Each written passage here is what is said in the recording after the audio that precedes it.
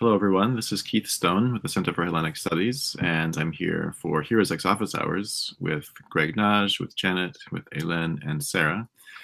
And we're talking about hours 12 and 13 this week.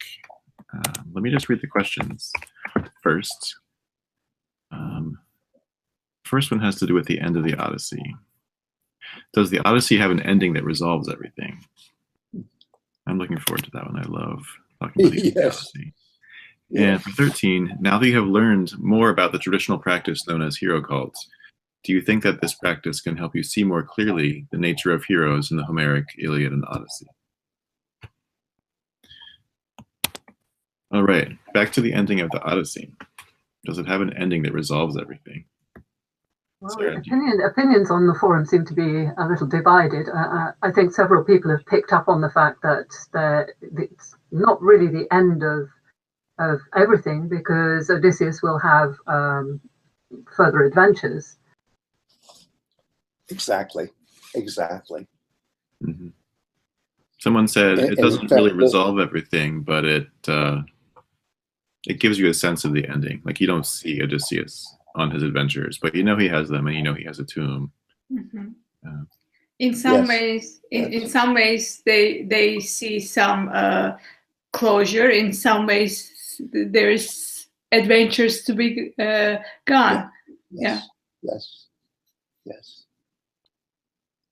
Gregory, are you going to say? I interrupted you. No, I was just remarking on something that the four of us were already predicting the last time we met for office hours, which was that already at the beginning of the Odyssey, there is a prediction of a lack of closure, in a sense, because it's so much a story in progress. It's more clear at the beginning that there are different options about how to begin. And there's, well, let's see, how to begin. There is that rhetorical ploy. But then when you really look at the plot as predicted at the beginning of the Odyssey, it doesn't really predict the way it sort of comes to an end. And I like the way Janet was saying, in some ways there's closure, and in other ways the door is left open. This motif of visiting many cities, I mean, that goes on after the end of the Odyssey that we have. So that goes on forever, as long as there are stories.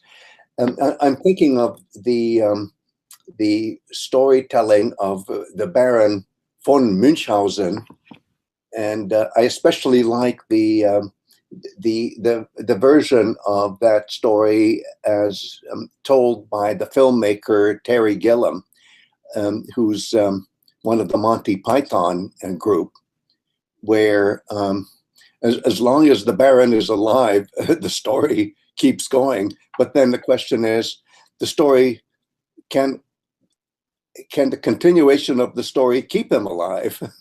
And so it's a kind of a two-way street. Odysseus will be alive as long as there's stories about him, and that would be the lesson of the Terry Gilliam film narrative about the good Baron. Does the beginning even say that Odysseus gets home? It says he's struggling to win his return, or however exactly it says. No. But it doesn't. There's no guarantee. Yeah.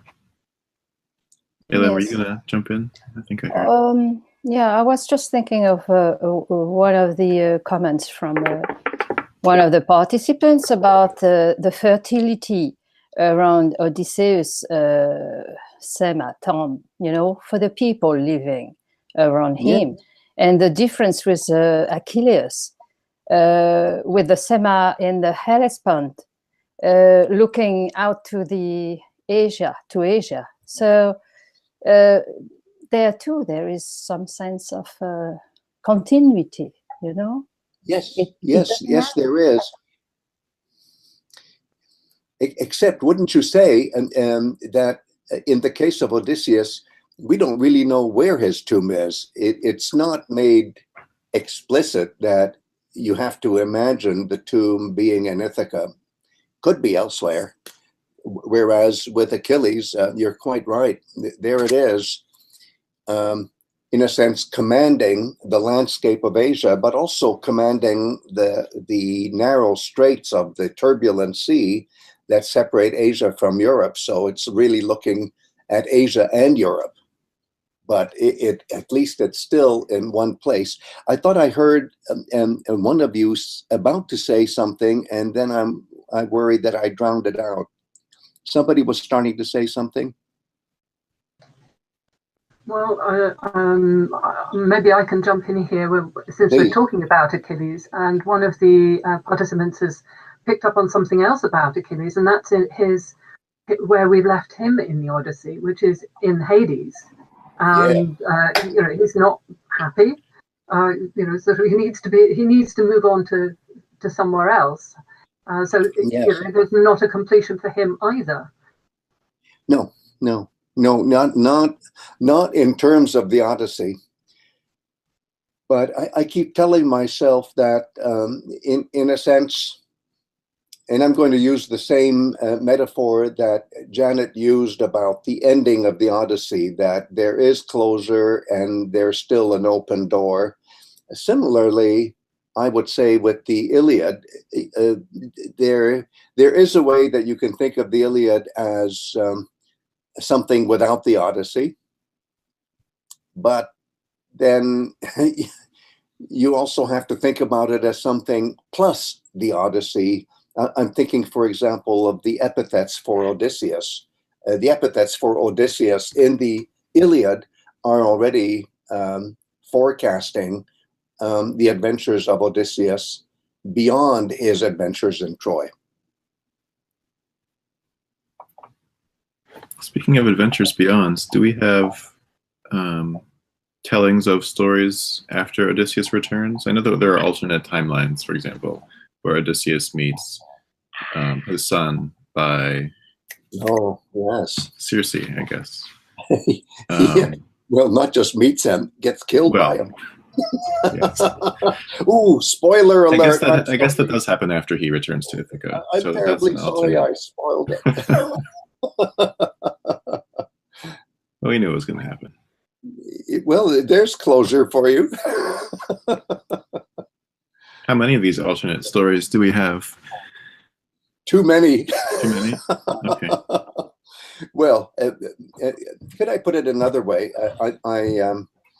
I still remember my old professor at Harvard, John H. Finley, saying to us young students that Odysseus gets a quote unquote good press only in the Odyssey. And I would now add only in our Odyssey. Is when you really think about him and everywhere else, he is so negatively portrayed, at least part of him. And the most positive portrayal that we have in what survives of classical literature is our Odyssey, nowhere else. And I'm thinking not only about the dramas where somebody could object, oh yes, but that is maybe Sophocles is tweaking the myth, or Euripides is tweaking the myth. I don't think so. I can see so many other traditions that are not necessarily attested in tragedy, featuring Odysseus, where that negative side predominates. And can I give Exhibit A? It's his rivalry with Palamedes. Oh, that makes him look bad. Really bad. Because here's Palamedes, the inventor of counting system, of board games. I could just go on and on about all the things that Palamedes invents as a trickster figure in his own right. And as they say in American Western films, this town isn't big enough for both of us. One of them has to go, and in all the stories that we have, it's Palamedes who gets to be put out of the picture, actually killed because of Odysseus, and Odysseus is the survivor. But my goodness, I think it's no accident that Palamedes is not mentioned a single time in our Odyssey. I'm trying to think of a modern, a character in modern media or current media that he would correlate to, this negative schemer persona who really does injustice to those around him for his own advantage. I know. The trouble is that most constructs in modern fiction will not do the trick because they're not anthropologically grounded enough. I didn't say that well. Let's try it this way. Anthropologists can tell us that tricksters, what anthropologists call tricksters, are a very common feature of traditional societies. And this has to do with dominant characters who manage to violate the rules of their societies and still be culture heroes, because the very way they violate rules, and that includes etiquette, the way they do it, it teaches us a lesson about how not to do things as well as how to do things. And so instead of looking for modern analogies, which I think might lead to confusion, I'm going to be hardcore anthropological here and suggest to people, if they're fascinated by this, to look for a book by Paul Radin, R-A-D-I-N. Some people think that he should be pronounced Radin, and I'm sure etymologically he is Radin, but it's an American person, and he wrote an anthropological classic called The Trickster, and there you have a whole dossier of dozens, hundreds of parallels to Odysseus in other traditional societies, whom most anthropologists would call tricksters.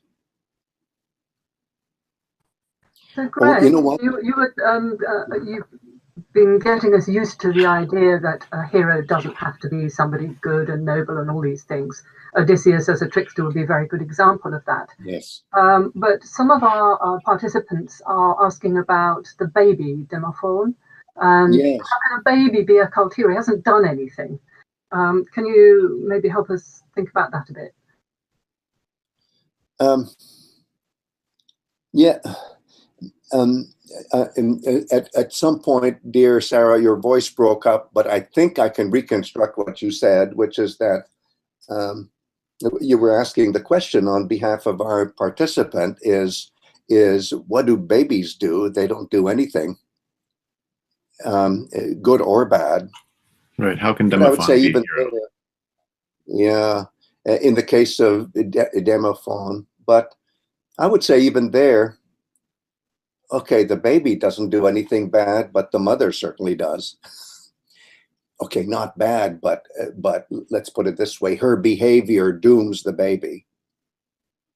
So there's still this dysfunctionality. Okay, the baby didn't cause it, poor thing, but he's still, in this case, part of the picture of human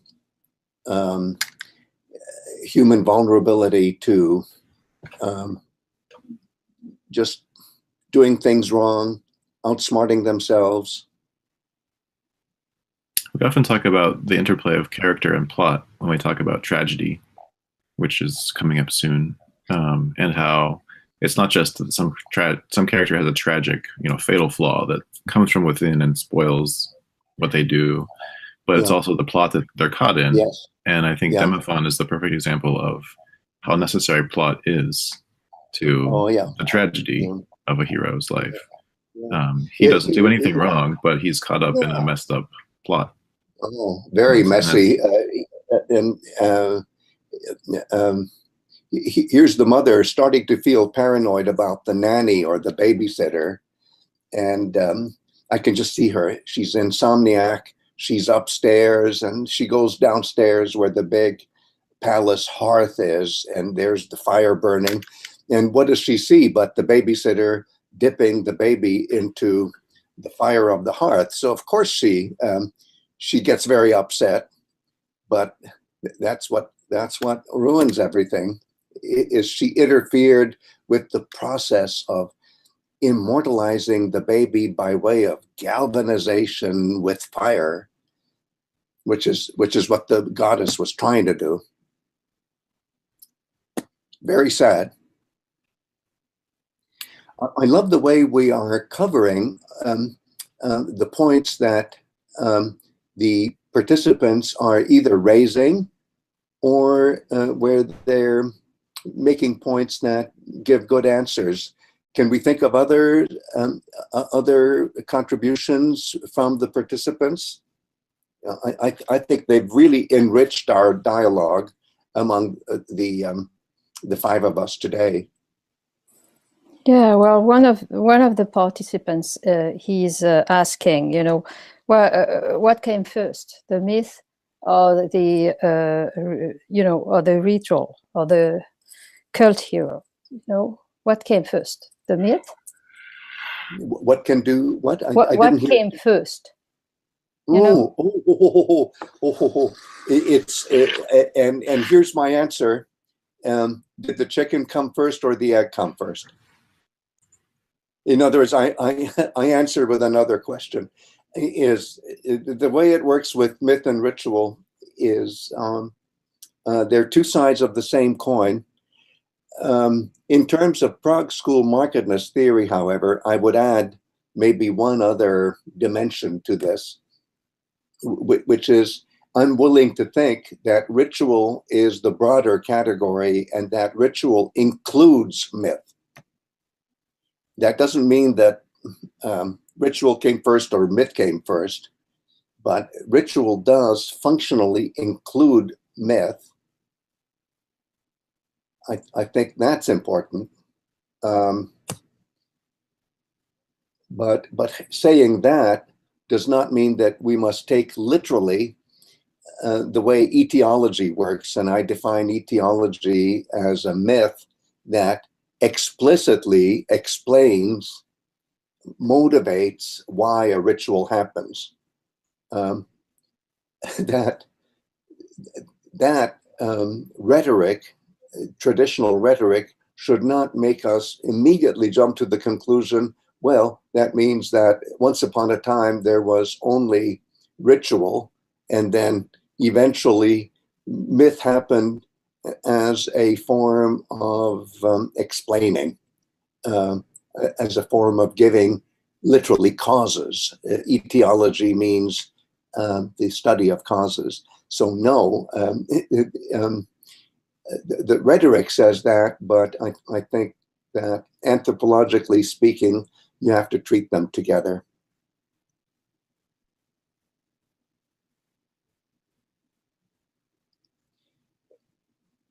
I'm so tempted to talk about something that I'm working about now, which is relevant to us, but not relevant to our office hours.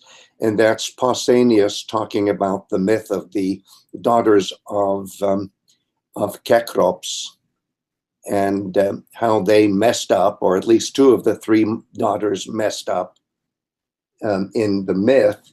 And then what happens in the ritual to make up for it. Wow, it's one of the best examples, but in a sense, it's off limits. It's not something we're doing in our Homer project. But could I make a little advertisement, since Keith is the editor of Classical Inquiries, and you can probably read about this coming week, I suppose. That's what I'm hoping. Yes. Yeah. So, yeah, we should put a link to that once it's ready. For those of you out there, I'm talking about a rapid publication journal. Many of you know about it already, called Classical Inquiries, and our dear Keith is the editor for it. Should we go to hour 13? Let's go for it. This other lovely question. How does your knowledge of the traditional practice known as hero cult help you see more clearly the nature of heroes in the Homeric epics? So here's another situation where I think we should channel the reactions of the participants. Since it's such a in-your-face question, so overtly, blatantly aimed at the participants, is, dear participants, is this helping you? Mm-hmm. And this is exactly what we were just talking about, the chicken or the egg. Now that you know about the ritual, what do you think about the myth?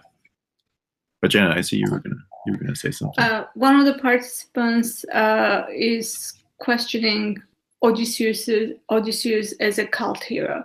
How do we know what evidence do we have? Because you have mentioned two texts, and he was, this participant is wondering about it. Yeah, I really spend a lot of time talking about what Pausanias, speak of the devil, Pausanias says about the hero cult of Odysseus in Arcadia, which is a perfect place for Odysseus to have a hero cult, as I try to show in the analysis that I give, that I offer in the book Ancient Greek Hero in 24 Hours. However, I could have elaborated on a lot of other bits and pieces about Odysseus as a cult hero. I say bits and pieces, I don't want to say evidence, because some of it has to do with archaeological interpretation. But let me put it this way. If you look at the way archaeologists talk about the 8th century and 7th century BCE, to their great discomfort, they say that one of the earliest cult heroes, on the basis of what we have, bits and pieces of archaeological evidence, one of the earliest attestations of hero cult is the cult of Odysseus in Ithaca. How's that? So I don't even whisper that in the book version, but that would have been another 20 pages in an already overlong book. So how's that? and we could talk forever about the archaeological debate back and forth. A name to remember is Coulson, Coulson. Another name to remember is Snodgrass. And I do refer to Snodgrass in my book.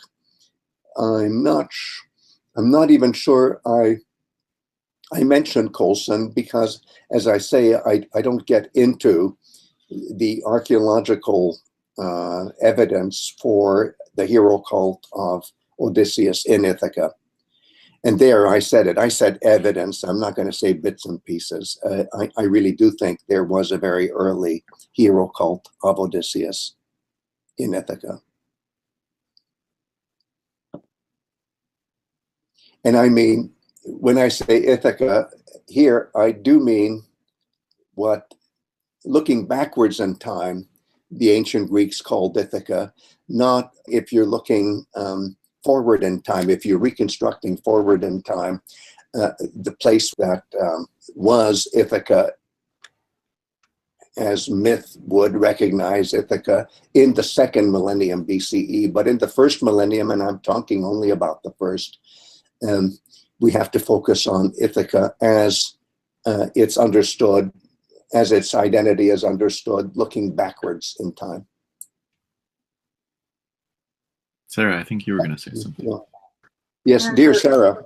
So really just something that occurred to me as we were talking, that there would have been local variants or local versions of some of these heroes, not just the version we have in our Iliad and Odyssey, and local versions of heroes who had cults.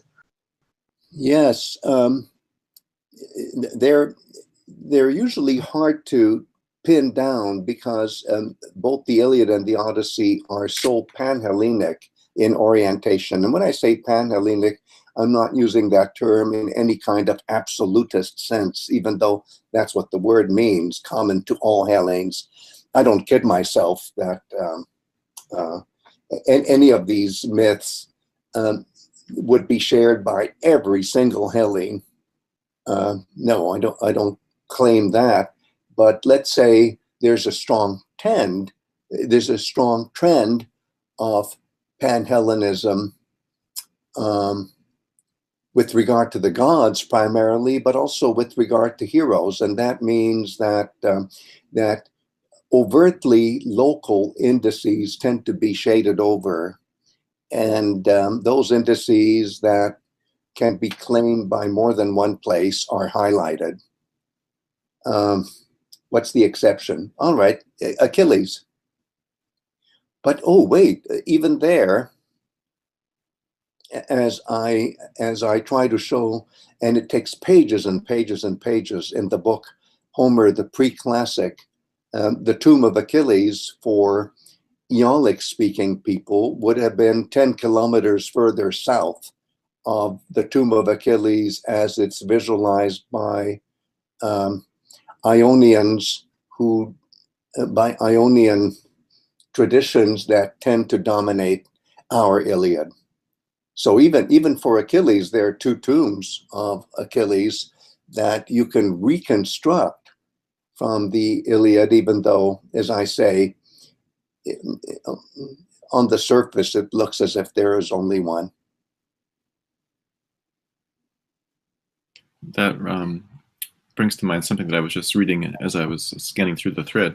The question of whether the worshippers can touch the tomb. And the point was being made that it seems like Odysseus' tomb is closer to the Greeks. Yes.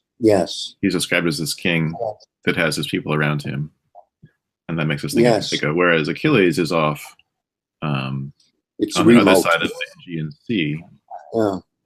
Not able to be touched. But we know, as we'll talk about in upcoming hours, Greeks went from the western side of the Aegean Sea to visit Achilles on the eastern side and to touch his tomb. And there were periods in the history of Athens where Athenians could say, we own the tomb of Achilles. and this would be in the 5th century BCE. And then things get wobbly after that. And Athens doesn't own the sacred real estate indefinitely, believe me. But if you look at the Eumenides of Aeschylus, there, the way Athena speaks, it's pretty clear that Athens still owns the place where Achilles' tomb is. As I argue in that book, Homer the Pre-Classic, which is, if any of you out there are interested, available without fees, completely for free, and where I delve into this quite a bit. Mm-hmm. Yeah, we should put a link to that as well next to this video. Boy, this is linking time. I like it. All right, I think we should wrap up for this week. Any final thoughts before we go? Well, I don't want to have the last word, but I just want to thank the participants for really energizing our conversation here among the 5 of us. Without questions like that, I think we would shrivel and die. So very much, thank you. All right, on that note, Thank you all let's for sign off. See you next and time. the participants. Bye.